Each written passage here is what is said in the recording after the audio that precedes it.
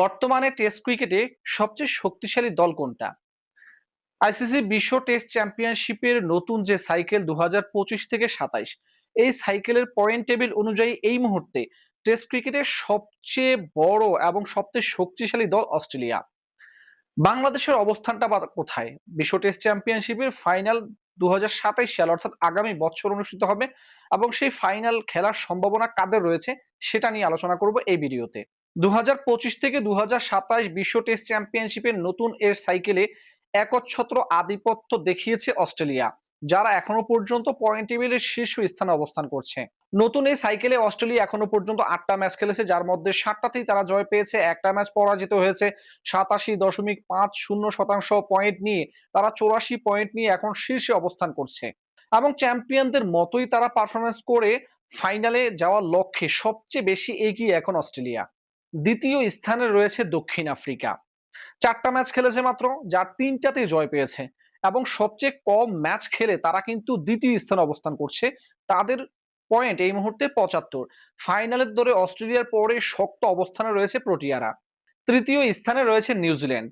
এখনো পর্যন্ত তারা 6টা ম্যাচ খেলেছে, 4টাতে জয় পেয়েছে, একটা ম্যাচ পরাজিত হয়েছে এবং একটা ম্যাচ ড্র হয়েছে।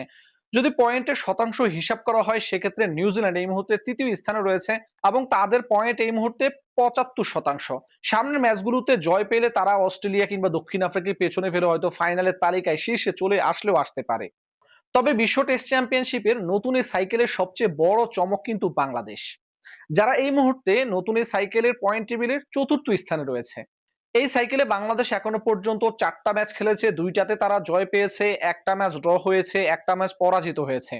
72.22% পয়েন্ট নিয়ে ভারত, শ্রীলঙ্কা, ওয়েস্ট ইন্ডিজ, পাকিস্তানের মতো দলগুলোকে পেছনে ফেলে বাংলাদেশ কিন্তু এই মুহূর্তে 4 নম্বরে অবস্থান করছে।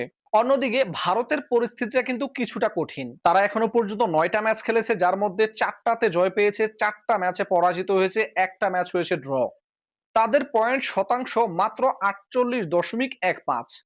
বিশ্ব টেস্ট চ্যাম্পিয়ন ফাইনালে যেতে হলে তাদের পথটা কিন্তু অনেকটাই কঠিন। সামনের ম্যাচগুলোকে তাদের অবশ্যই জয়লাভ করতে হবে এবং জয়ের বিকল্প নেই। শ্রীলঙ্কা আছে 6 নম্বরে, তবে সবচেয়ে বেশি হতাশ করেছে ইংল্যান্ড এবং পাকিস্তান।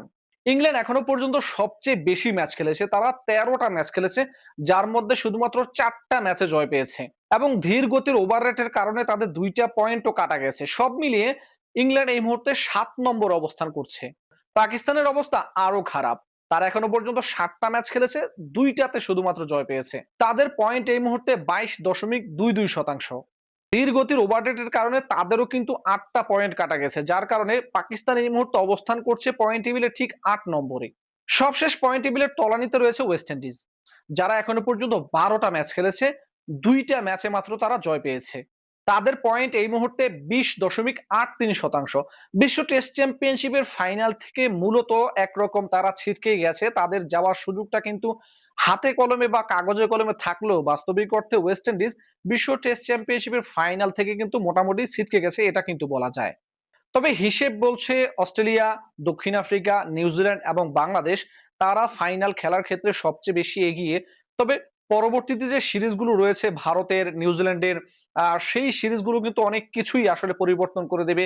একটা সিরিজে কিন্তু পয়েন্ট টেবিলটাকে উলটপালট করে দিতে পারে। ভারত উপরে চলে আসতে পারে, বাংলাদেশ নিচে নেমে যেতে পারে, অস্ট্রেলিয়া নিচে নেমে যেতে পারে।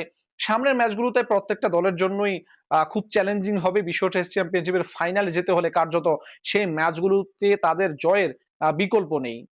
আপনার কি মনে হয় 2027 সালে ইংল্যান্ডে আয়োজিত বিশ্ব টেস্ট চ্যাম্পিয়নশিপের ফাইনালে কোন 2টা দল খেলবে? অস্ট্রেলিয়া, দক্ষিণ আফ্রিকা, নিউজিল্যান্ড, পাকিস্তান, ভারত নাকি বাংলাদেশ? কোন 2টা দল যাবে ফাইনালে? কমেন্ট করে জানাতে পারেন আপনার মূল্যবান মতামত।